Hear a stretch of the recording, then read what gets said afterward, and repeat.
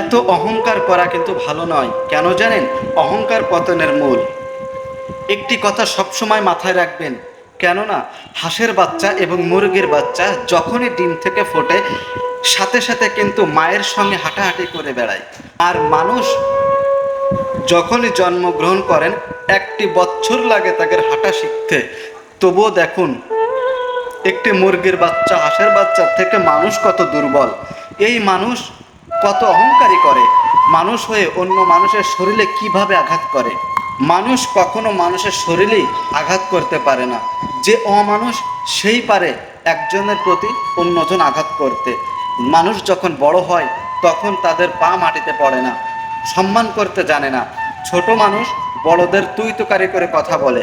এটা পারিবারিক শিক্ষার অভাব। বড়দের সম্মান করতে হয়, ছোটদের স্নেহ করতে হয়, সব সময় আগলে রাখতে হয়। এটা যারা বুঝতে পারে, যারা জানতে পারে, তারা কখনো অমানুষের মতো আচরণ করে না। অহংকার পতনের মূল। অহংকারীকে আল্লাহ কখনো পছন্দ করেন না।